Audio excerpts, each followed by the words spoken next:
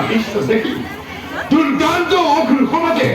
এই খানারে নথ হয়ে বারংবার উপকার হাতে সেই হেরে ভবন বিধাতার শ্রেষ্ঠ দান এই অন্যাগতি গুরুত্ব আর রন্ধনে কানন রক্ষা করার খবরের প্রধান কর্তব্য দেবরাজ দেবতার বাকব ভূমি স্বর্গভাবে অকুরে বিমানের করে হাবিয়া বিমানে হইয়া তো করবেন না আহিলে আমার হতু স্বর্গভাবে মুখে জননী জনমভূমি সুরক্ষার হবে সুস্থ করে নিজের জীবন বাধা দিয়ে দেব সকলে উত্তম দেবরাজ দেবতা ইতি চিন্তা করে জগতর এই হে ক্ষুদ্র অকুল জাতিয়ে মানে চেষ্টা উপলক্ষ তথাপি দেবতার জয় অনিমাই আরে অকুল শত্রু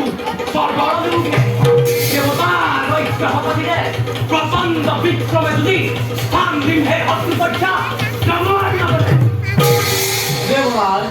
নগৰিব চিন্তা তাৰ বাবে সকলোৰ লোভ আৰু লালসাৰ সম্পদে অমৰাৱতীপুৰ গৌৰৱ কদাপি উন্দিৰ হ'বলৈ নাহো দেৱতা ভিন্ন হয়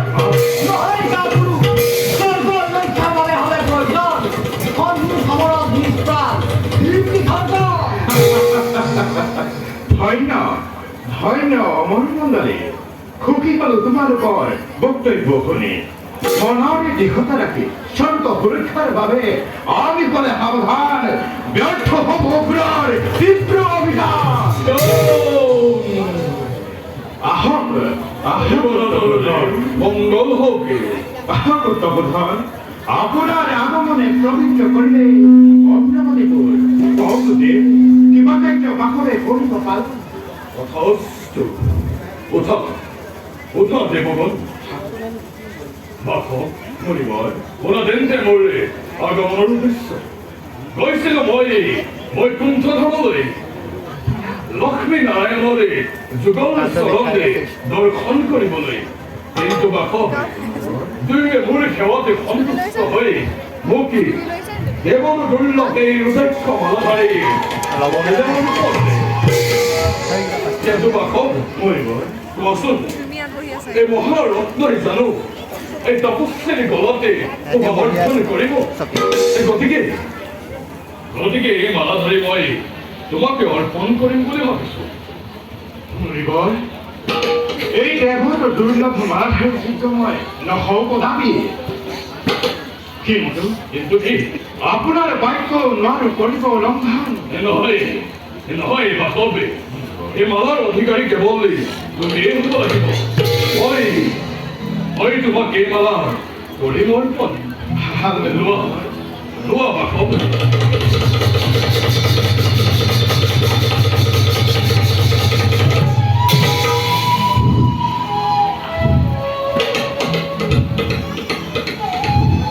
কিন্তু বাসৱ এটা কথা মনত ৰাখিব এই মহাৰত্ন লক্ষ্মীৰ সতত্ব ৰুদ্ৰাক্ষ মালাধাৰীকে কদাপিতো অপব্যৱহাৰ নকৰিবা ভাল মণিবৰ আপোনাৰ বাক্য পালি লংগে মালাধাৰী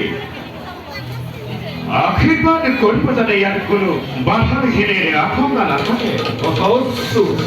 তেন্তে এবে মই বিনাহে ভাবিলো ভাল মণিবৰ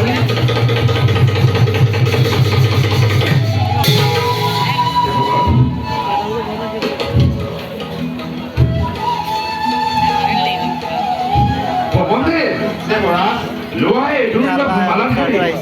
অৰ্পণ কৰি সামৰ এই তাৰিখ ভাল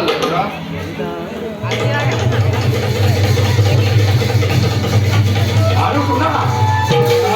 বৈকুণ্ঠৰ এই পবিত্ৰ মালাধাৰী যাতে কোনোদিনে মৰ্যাদা হানি নহয় সেই কথা ওপৰাই আহিলা ভাল দেৱৰা আপোনাৰ ৰাজ্য বিৰোধাইজ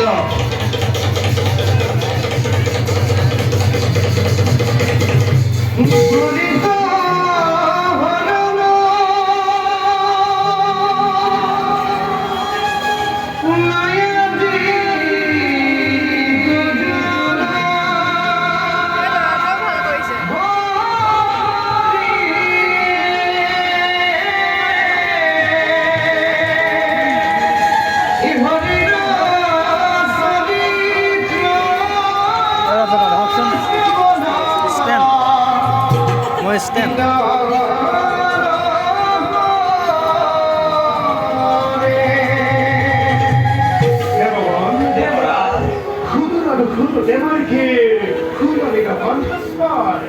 নিশ্চয়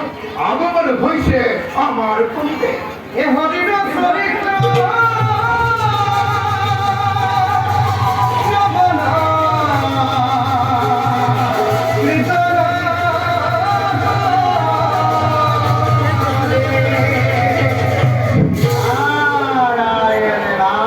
প্ৰণাম দেৱৰীষি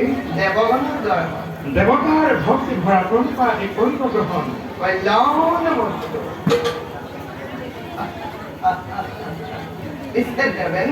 দেৱৰীষি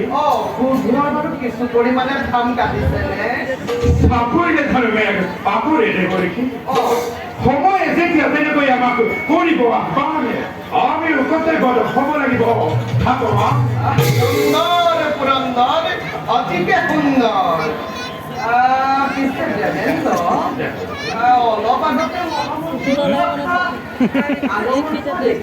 গাঁৱৰ এটা ওলাইছে বুলি আছিলে বাঢ়ি আছে নেকি জগতী জননী লক্ষ্মীয়ে এক ৰুদ্ৰেক্ষমালা কৰিছিল কিন্তু মুনিয়ানে আপুনি গ'লে সুখানে পাই বুলি আমাকে কৰিলে অৰ্থ আৰু আমিও মুনিৰ আজ্ঞ পানী লৰুৱে মালাধাৰী কেনে হ'ল বাৰু হওঁতেতো সুন্দৰে কৈছে হে পুৰন্দৰ হওঁতেতো অতিকে সুন্দৰ হৈছে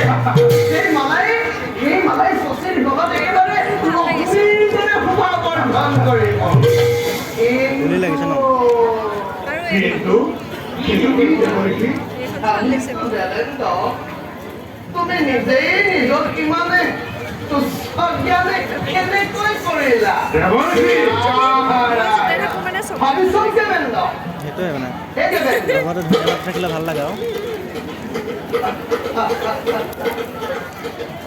ভালকৈ ভাবিছোৱা দেৱেন্দ্ৰ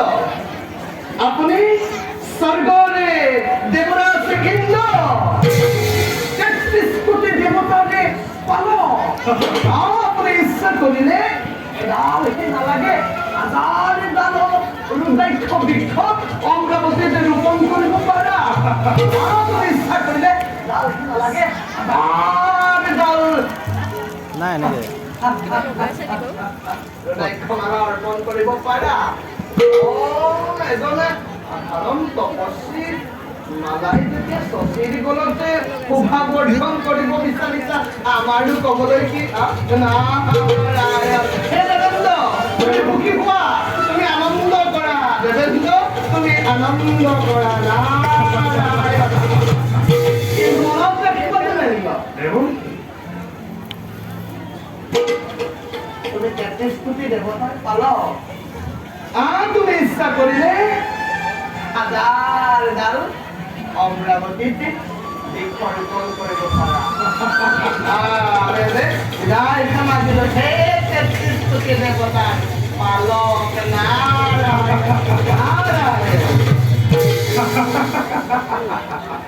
সঁচা কথা ইন্দ্ৰ মই স্বৰ্গৰ সম্ৰাট বিধাতাৰ শ্ৰেষ্ঠ দান এই অমৰাৱতী মোৰে সাম্ৰাজ্য এনে স্থানত সাধাৰণ এজন তপস্বীৰ পৰিত্যক্ত মালাই মোৰ পত্নীকৰণ শোভা নাপায় কথাবি সেয়েহে বলাৰে ভগৱান মালাডাল হস্তিকলৰ পৰিধান